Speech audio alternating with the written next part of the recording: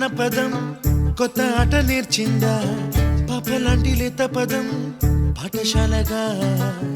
కూనలమ్మ జానపదం పల్లె దాటి వచ్చిందా చవళిల జానతనం పాట చూపగా